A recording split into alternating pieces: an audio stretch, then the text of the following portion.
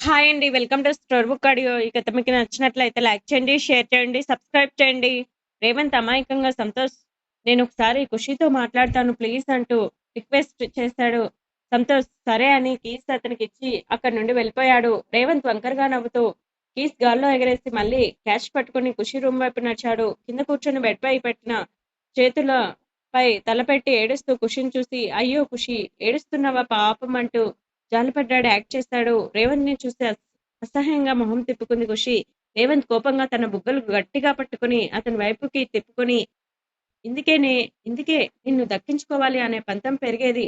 నిన్ను జస్ట్ వాడుకొని వదిలేస్తా కావాలంటే ఎంత డబ్బైనా ఇస్తా. నాకిచ్చి పెళ్లి చేయమని చెప్తే నీ పేరెంట్స్ నన్ను అవమానించారు. అందుకే వాళ్ళని యాక్సిడెంట్ చేయించి మరీ పైకి పంపించా. నీకు తెలియకుండానే మనిద్దరం క్లోజ్‌గా ఉన్న ఫోటోస్ తీయించి, సంతోష్‌కి లేనిపోనివి చెప్పి, నీతో ఎంగేజ్‌మెంట్ జరిగేలా చేసుకున్నాను. పెళ్లి చేసుకొని నిన్ను దక్కించుకుందామంటే, చదువు అని చెప్పి తప్పించుకున్నావు. మధ్యలో ఆ అదరుగాడొచ్చాడు. వాడు నన్ను ఐస్ క్రీమ్ షాప్‌లో కొట్టిన విషయం కూడా చెప్పకుండా దాచావు. అడుగడుగునా వాడు అడ్డం పడుతూనే ఉన్నాడు. ఇప్పుడు పక్కా ప్లాన్‌తో వచ్చాను. ఇప్పుడు వాడు రాలేడు. సంతోష్ మాటని కాదని నువ్వు పోలేవు. ఇప్పుడేం చేస్తావు? హ్మ్. ఏం చేయలేవు. ఒకవేళ ఏదైనా చేయాలని చూసినా, సంతోష్‌కి నిజం చెప్పాలని చూసినా అంటూ అక్కడే ఆడుకుంటున్న హార్దిక్‌ని ఎత్తుకొని లోపలికి వచ్చి, వీడికి మీ అక్క, బావకి కొడుకుగా ఈ భూమి మీద నూకలు చెల్లిపోతాయి. రేవంత్ మాటలకి భయంతో హార్దిక్‌ని తీసుకొని గుండెకు హత్తుకొని, వద్దు వీడినేం చేయొద్దు అంటూ గట్టిగా హత్తుకుంది హార్దిక్‌ని.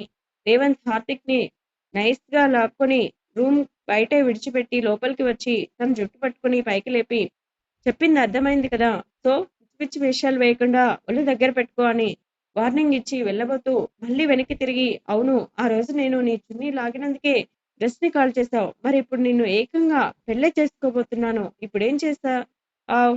యాసిడ్‌తో స్నానం చేస్తావా? చస్తావు అలా చేస్తే. నేను వెళ్తున్నా. ఓకే బేబీ నేను వెళ్తున్నా మళ్ళీ పెళ్లిలో కలుద్దాం బాయ్ అంటూ వెళ్ళిపోయాడు అక్కడి నుండి. డోర్ లాక్ వేసి ఖుషి చేతుల్లో మొహం దాచుకుని ఏడుస్తూ మోకాళ్ళపై కూర్చుంది. తనకి అథర్వ్ గుర్తు రాగానే అక్కడే అథర్వ్ ఇచ్చిన టెడ్డీతో తీసుకుని ఎందుకు బావా నా లైఫ్ లోకి వచ్చావు? నా జీవితం ఇంతే అనుకుంటూ జీవోత్సవంలా బ్రతుకుతున్నా. నాకు ఎందుకు దగ్గరయ్యావు? ఎందుకు నన్ను ప్రేమించి నువ్వు నా ప్రాణం అనుకునేలా చేసుకున్నావు? ఆ కన్నయ్య ముందు చేతికి రింగ్ పెట్టి ఎంగేజ్మెంట్ అన్నావు. అమ్మా నాన్నల ముందు పాపిట్లో బొట్టు పెట్టి పెళ్ళన్నావు. ఇప్పుడు నేను నీకు దూరంగా ఉండగలనా? నేను నీకు దగ్గరైతే ఈ ఫ్యామిలీ దూరం అవుతుంది.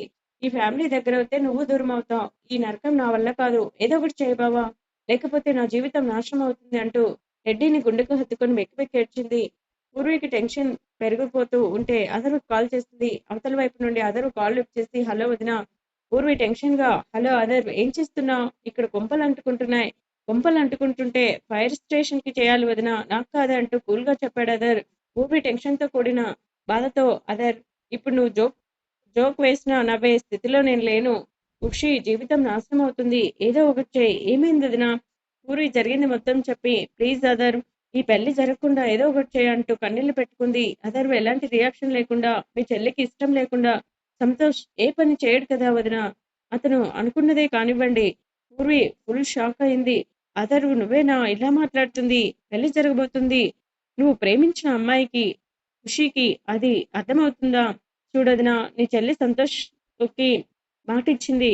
అతను ఎవరిని పెళ్లి చేసుకోమంటే వాళ్ళని చేసుకుంటా అని. సో సంతోష్ చూపించిన వాడనే తను పెళ్లి చేసుకోనివ్వండి అని కాల్ కట్ చేశాడు అదరు. అదరు మాటలకి పూర్వి మైండ్ బ్లాస్ట్ అయింది. అలాగే సోఫాలో కూలబడి 2 చేతులు తలకి పెట్టుకొని ఉండిపోయింది. ఎలా ఎంతసేపు ఉందో తెలియదు కానీ అక్కడికి సంతోష్ వచ్చి తనని చూసి ఏమైంది పూర్వి అలా ఉన్నావు అంటూ తన భుజంపై చేయి వేశాడు. పూర్వి కోపంగా అతని చేతిని విసిరికొట్టినట్టు చేసి ఏం కావాలి సంతోష్? ఇంకా ఏమవ్వాలి? అక్కడ నా చెల్లి జీవితం ఆ రేవంత్ చేతిలో నాశనం అవుతుంది. కాదు మీరే నాశనం చేస్తున్నారు. దాని మనసు తెలుసుకోకుండా ఇలా చేయడం తప్పండి. ఒకసారి దాంతో మాట్లాడండి మీకే అర్థమవుతుందంటూ కన్నీళ్లతో వేడుకుంది. సంతోష్ సీరియస్‌గా చూడు పూర్వి నేను ఖుషి జీవితం నాశనం చేయట్లేదు. తనని సరైన జీవితమే ఇస్తున్నా. ఖుషి మనసు తెలీదు అంటున్నావు. మరి ముందు రేవంత్‌ని ప్రేమించి, తర్వాత అథర్వతో అలా క్లోజ్‌గా మూవ్ అవ్వటమేంటి? నేను తనతో మాట్లాడాను. తను ఇలాంటి పని చేసినప్పుడే తనపై ఉన్న పాజిటివ్ కార్నర్ కూడా పోయింది. నేను తనతో మాట్లాడడం కూడా జరగదు. 2 రోజుల్లో నేను అనుకున్న వాడితోనే పెళ్లి జరిగి తీరుతుంది. ఇది మాత్రం పక్కా అని అక్కడి నుండి వెళ్ళిపోయాడు.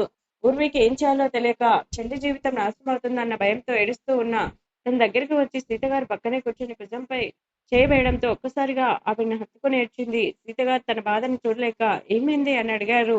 పూర్వి అదరుకి కాల్ చేయడం నుండి సంతోష్‌తో మాట్లాడడం వరకు అన్నీ చెప్పి కన్నీళ్లు పెట్టుకుంది. అంతా విన్న సీతగారు కూడా బాధపడటం తప్ప ఏం చేయలేక బాధగా అనిపించి పూర్విని ఓదార్చే పనిలో పడ్డది. ఇదంతా దూరం నుండి చూస్తున్న రేవంత్ క్రూరంగా నవ్వుకొని అక్కడి నుండి ఇంటికెళ్ళి పేరెంట్స్‌కి విషయం చెప్పి వాళ్ళ నిర్ణయం కూడా వినకుండా లోపలికి వెళ్ళిపోయాడు రేవంత్.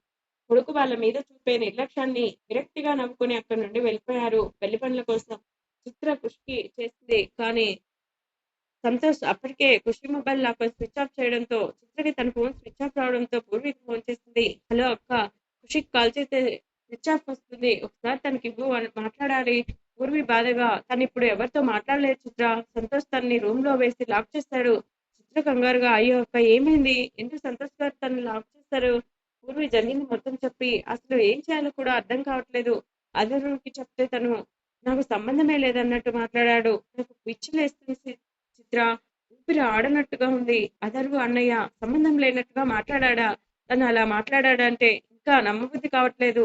కానీ అక్క నువ్వు టెన్షన్ పడకు, ధైర్యంగా ఉండు, నేను ఒకసారి అన్నయ్యతో మాట్లాడతానని కాల్ కట్ చేసింది. జీవన్కి కాల్ చేసి అతను హలో అని కూడా అనకముందే కంగారుగా విషయం మొత్తం చెప్పింది చిత్ర. జీవన్ కూడా ఒక్క నిమిషం అన్నాడో అర్థం కాలేదు. అర్థం అవ్వగానే షాక్ అయి ఖుషి పెళ్ళేంటి, అసలు ఏం మాట్లాడుతున్నావు? అవును జీవన్, పూర్వి అక్కకి కాల్ చేస్తే విషయం చెప్పింది. అదర్ అన్నయ్య కూడా రెస్పాండ్ అవ్వట్లేదంట. పాపం తను చాలా టెన్షన్ తీసుకుంటుంది. ఒకసారి నువ్వు అన్నయ్యతో మాట్లాడు. చిత్ర, ఎందుకంత ఫీల్ అవుతున్నావు? కూల్ గా ఉండు. అదర్వ అలా అన్నాడు అంటే ఏదో కారణం ఉందనుకోవాలి. వాడు కూల్ గా ఉన్నాడంటే వాడి ప్లాన్ లో వాడు ఉన్నాడు అని అర్థం. చిత్ర కోపంగా ఏంట్రా కూల్ గా ఉండేది, అక్కడ ఖుషి ఎంతలా బాధపడుతుందో ఏంటో ఆలోచించకుండా నీ ఫ్రెండ్ గురించి ఆలోచిస్తున్నావా అంటూ ఊగిపోయింది. జీవన్ షాక్ తో ఏంట్రా ఏంట్రా నా అవును, ఇంకా ఖుషి విషయంలో లేట్ చేస్తే బే కూడా వస్తుంది. ఈ పెళ్లి ఆగలేదో చీపురు విసురు విరుగుతుంది.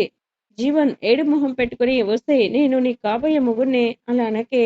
అయితే ఏంటి, ముందు ఖుషి గురించి ఆలోచించు, లేకపోతే సమ్మర్లో కొత్త ఆవకాయ పెట్టినట్టు నిన్ను ముక్కలు చేసి ఈసారి నిన్ను కొత్త ఆవకాయని చేస్తా. వామ్మో ఏం మాటలే తల్లి, ఎప్పుడు ఇలా నీ మాటలు వినలేదు. నేను ఏదో ఒకటి చేస్తాను, ముందు నువ్వు చెల్లి దగ్గరికి వెళ్ళి ఓదార్చు అని ఇంకా అలాగే కాల్ కంటిన్యూ చేస్తూ ఏం తిడుతుందో అని కాల్ కట్ చేశాడు జీవన్. వెంటనే కార్ కేస్ తీసుకుని అదర్ ఇంటికి వెళ్ళాడు. చిత్ర కాల్ కట్ అవ్వగానే మొబైల్ బెడ్ పై పడేసి కోపం బాధని మొహంలోకి తెచ్చుకుని అటు ఇటు కొద్దిసేపు తిరిగి ఖుషి దగ్గరికి వెళ్ళాలి అనుకుని ఫ్రెష్ అయ్యి డ్రెస్ వేసుకొని ఖుషి ఇంటికి వెళ్ళింది. పార్టీలో కారు ఆపి ఫాస్ట్ గా లోపలికి వచ్చి డల్ గా సోఫాలో కూర్చున్న మాధవి గారిని చూసి ఖుషి గురించి విషయం తెలిసిందని అర్థమైంది ఆంటీ అంటూ దగ్గరికి వెళ్ళాడు. మాధవి గారు తలెత్తి జీవన్ని చూసి విషయం తెలిసిందా జీవన్ అని అడిగారు. అతని మొహంలో కంగారు తెలుస్తుంటే ఆ ఆంటీ, అందుకే అథర్వతో మాట్లాడదామని వచ్చాను. ఎక్కడున్నాడు వాడు? వాడి రూమ్ లో ఉన్నాడు జీవన్. ఖుషి గురించి చెప్తే తాపిగా రూమ్ లో కూర్చున్నాడు. నేను అథర్వ దగ్గరికి వెళ్తాను ఆంటీ, మీరు దిగులు పడకండి అని లేచి అథర్వ రూమ్ కి వెళ్ళాడు. డోర్ తెరిచి లోపలికి వెళ్ళిన జీవన్ బెడ్ పై వెనక్కి వాలి కళ్ళు మూసుకుని చెవిలో హెడ్ సెట్ పెట్టుకుని కనిపించాడు. అథర్వని అలా చూడగానే ఎక్కలేని కోపం వచ్చింది జీవన్ కి. స్పీడ్ గా వెళ్లి అతని చెవులకి ఉన్న హెడ్ ఫోన్స్ లాగేశాడు. అథర్వ కళ్ళు తెరిచి జీవన్ ని కోపంగా చూడకపోగా కూల్ గా నవ్వాడు. ఏంట్రా అలా ఉన్నావు, మొహం అంతా ఎర్రగా చేసుకుని పచ్చిమిర్చి తిన్నావా ఏంటి? అథర్వ నవ్వుతుంటే చిర్రొచ్చి రే అసలు ఏం చేద్దాం అనుకుంటున్నావురా? నేను ఏం చేద్దాం అనుకుంటున్నాను, రోజులాగే ఈ రోజు కూడా శుభ్రంగా తినేసి కూర్చుని సాంగ్స్ వింటున్నా, ఇంకేం చేయాలి? రే అక్కడ ఖుషికి ఆ రేవంత్ తో పెళ్లి జరగబోతుంది, నువ్వు ఇలా నిమ్మకి నీరెత్తినట్లు కూర్చుంటే ఎలా? ఇందుకే తనని ప్రేమించింది. ఆ మాటకి అదరు కోపంగా అతన్ని చూశాడు. నువ్వు కోపంగా చూడకు, అస్సలు భయపడను. నిజంగా నువ్వు ఖుషిని ప్రేమించావా లేక అని అనకముందే జీవన్ చంప చెల్లమంది. జీవన్ చంపపై చేయి వేసుకుని అదరు వైపు చూసి భయపడ్డాడు. అందుకే అదర్వు కళ్ళు ఎర్రగా మారి కళ్ళల్లో నుండి బ్లడ్ వస్తుందేమో అన్నంతగా ఉన్నాయి. అప్పటికే అర్జున్ కూడా అక్కడికి వచ్చి అదర్వు కోపాన్ని చూసి దగ్గరకు వచ్చాడు. అదర్వు ఏంటిది, జీవన్ని ఎందుకు కొట్టావు? అదర్వు ఏం మాట్లాడకుండా కోపంగా బాల్కనీలోకి వెళ్ళాడు. అర్జున్ జీవన్ వైపు చూశాడు. జీవన్ జరిగింది చెప్పడంతో అర్జున్ సీరియస్ గా ఎందుకు అలా అన్నావు? వాడి గురించి తెలుసు కదా? తెలుసు కూడా ఎందుకు వాడి ముందు నోరు జారావు?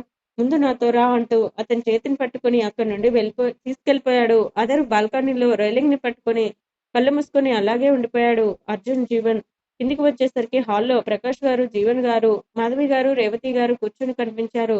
రేవతి గారు శివాజీ గారిని, మాధవి గారు అన్ని విషయాలు మొత్తం చెప్పడంతో శివాజీ గారు కోపంతో ఉంటే రేవతి గారు డల్‌గా కనిపించారు. అర్జున్, జీవన్ అక్కడికి రావడంతో వాళ్ళని చూశారు. అర్జున్ శివాజీ గారిని గమనించి, డాడ్ ఇప్పుడేమైంది అంత కోపంగా ఉన్నారు? శివాజీ గారు సీరియస్‌గా ఇంకా ఏం కావాలి? రా ఖుషి అదరు ప్రేమించుకున్నారు కానీ ఖుషీకి ఇష్టం లేదు. పెళ్లి చేస్తున్నాడు సంతోష్. ఖుషి పెళ్లి గురించి పెళ్లి గురించి సంతోష్ ముందు చెప్పినప్పుడు సంతోషంగా అనిపించింది కానీ మాధవి నిజం చెప్పాక ఆ రేవంత్‌ని చంపేయాలన్నంత కోపముంది. ఇప్పుడే వెళ్లి తాడో పేడో తెలుసుకొనొస్తాను అంటూ కోపంగా లేచి 2 అడుగులు ముందుకు వేశాడు. ఎక్కడికి మామయ్య అంటూ 2 చేతులు జేబులో పెట్టుకొని స్మై స్టైల్‌గా స్టెప్స్ దిగుతూ అక్కడికి వచ్చాడు అదర్. ఇం ఇంకెక్కడికి సంతోష్ ఇంటికి. ఖుషి నా తమ్ముడు కూతురు అంటే నా కూతురు కూడా. వెళ్ళి నా కూతురిని నేను తెచ్చుకుంటాను సీరియస్‌గా చెప్పారు. అదరు నవ్వుతూ తను రాదు మామయ్య. ఆ మాటకి శివాజీ గారు ఆశ్చర్యంగా ఎందుకు రాదు? ఎందుకంటే తను సంతోష్‌కి మాటిచ్చింది. పైగా పూర్వి వదినని అస్సలు వదిలి ఉండలేదు. వాళ్ళు కావాలంటే ఈ పెళ్లి తను ఖచ్చితంగా చేసుకోవాలి. అందుకే అన్నాను తను రాదు అని. ఏ భావం లేకుండా వచ్చాయి ఆ మాటలు. అలా అనిక ఖుషిని అలాగే వదిలేద్దామా? ఖుషి అక్కడ ఎంతలా బాధపడుతుందో ఏమో! తలుచుకుంటేనే గుండె వెలిపెట్టినట్టు అనిపిస్తుంది. ఇన్ని సంవత్సరాల తర్వాత వాళ్ళని కలిసింది. వాళ్ళు బాధపడుతుంటే చూడటానికా? అలా అయితే ఇక్కడికి రాకుండా ఫారిన్‌లో ఉండేవాళ్ళం. బాధగా వచ్చేయి శివాజీ గారి మాటలు. మామయ్య ఎలా జరిగితే ఉంటే అలా జరుగుతుంది. ప్లీజ్ మీరు కంగారు పడి అందరిని కంగారు పెట్టకండి అని చెప్పి బయటకు వెళ్ళాడు అదర్. అతని వెనకే జీవన్ కూడా బయటికి వెళ్ళి అతని చేతిని పట్టుకొని సారీ రా నేను కావాలని అలా చేయలేదు. నీ గురించి తెలిసి కూడా అలా అన్నాను. అంటే ఏదైనా స్టెప్ తీసుకుంటాను అని. అంతేకాని నిన్ను అనుమానించడం కాదు. అదర్ సన్నగా నవ్వి ఇట్స్ ఓకేరా నువ్వు ఎందుకు అలా అన్నావో నాకు అర్థమైందిలే అనడంతో జీవన్ సంతోషంగా అతని వైపు చూశాడు. ఇద్దరూ కలిసి జీవన్ కారులో బయటికి వెళ్లారు.